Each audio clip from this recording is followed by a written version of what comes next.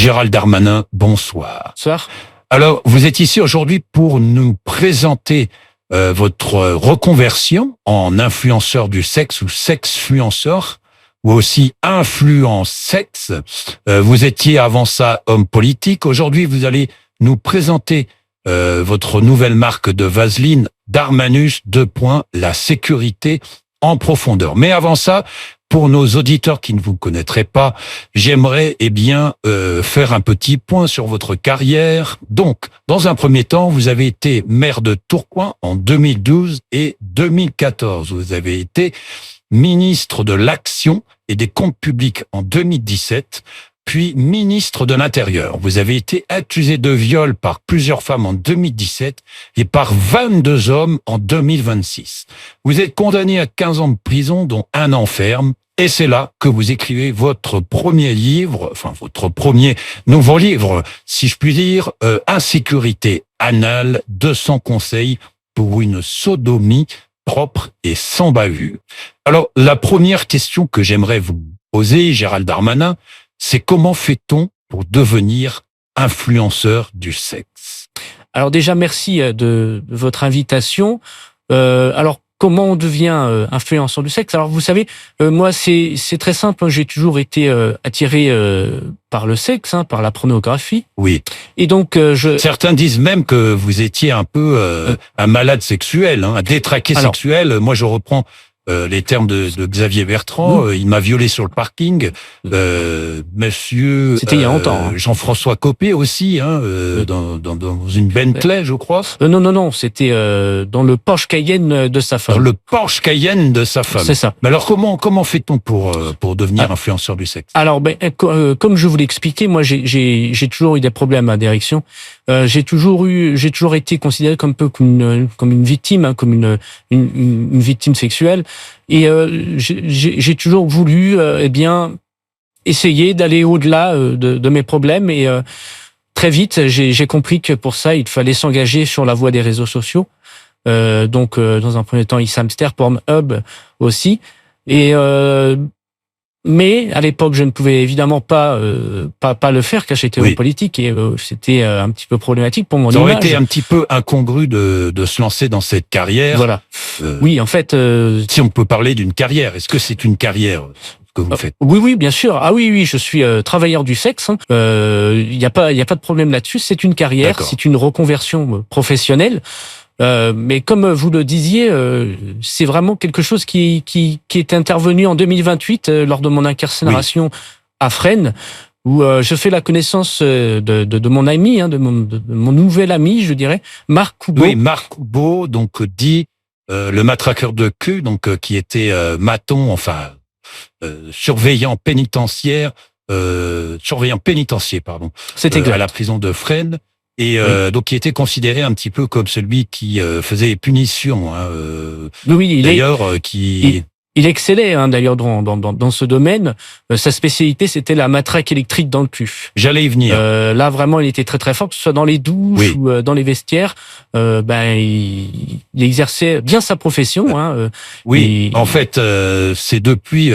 Donc, ces sévices sont autorisés. On le rappelle depuis justement une loi que vous-même vous avez fait voter, la loi répression carcérale de 2024, qui autorise les surveillants de châtiment corporel dans le but de lutter contre la délinquance. Donc, entre autres, la sodomie, la castration, etc., etc. L'arrachage de dents. Comment vous avez vécu ce moment, Gérald Darmanin? Alors, est-ce que ça fait mal, une matraque électrique dans le cul? C'est douloureux. Ça saigne beaucoup. Et je tiens justement à cette émission de radio pour m'excuser auprès de Xavier Bertrand, Jean-François Copé, Éric Ciotti, Éric Dupond-Moretti, Didier Lallemand et tous les autres d'avoir manqué de tact lors de mes premiers viols.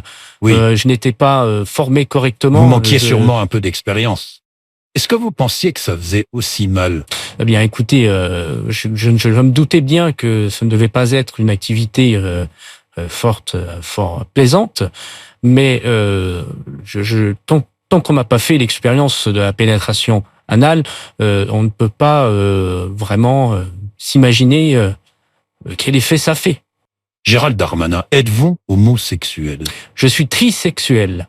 Trisexuel? Oui, pour ma part, c'est comme ça que... Mais en quoi ça consiste? Eh bien, je fais l'amour aux hommes, aux femmes et aux non-genrés. Aux non-genrés? Oui, c'est ça, Mais- comme Jean-François Copé, par exemple. Mais vous avez fait l'amour à beaucoup Et- de non-genrés? Eh ben, Sur oui, votre site, par exemple, vous Oui. faites souvent l'amour aux non-genrés? oui, bien sûr. Très souvent. Très souvent. Bon. Maintenant, parlons de votre nouvelle marque de vaseline Darmanus. Comment vous est venue cette idée? Alors, plusieurs choses, deux choses. Déjà, à ma sortie de prison, eh bien, j'avais de graves problèmes physiques. Je ne pouvais plus ni m'asseoir, ni me pencher. Et évidemment, j'ai dû avoir recours à des soins. Mais, dans un autre temps, j'avais envie de continuer cette activité qui me plaisait beaucoup, la sodomie. Et pour ça, eh bien, j'ai commencé à acheter des pots de vaseline, mais aucune vraiment me convenait, on va dire. Et dans un autre temps, il fallait aussi que je travaille, que je gagne ma vie. Et pour ça, eh bien, je me suis lancé dans cette activité qui est la création, la fabrication et la vente d'une vaseline avec un taux élevé de lubrification. D'ailleurs, une dernière question à propos de votre période carcérale. Comment faisiez-vous pour tenir le coup, Gérald Darmanin? Vous voulez dire physiquement ou D'une manière générale, Eh bien, je fumais beaucoup de shit. vous fumiez du shit? Oui, bien sûr. Mais pourtant, Bien sûr, Gérald quand on est en Darmanin, prison, on n'a pas Mais- le choix. Il faut bien se détendre comme on peut. c'est quand même Écoutez, incroyable. Monsieur Bourdin, quand j'étais en prison, j'ai fait la connaissance d'un monsieur, un ancien imam radicalisé, Aboubacar Diop. Aboubacar Et Diop.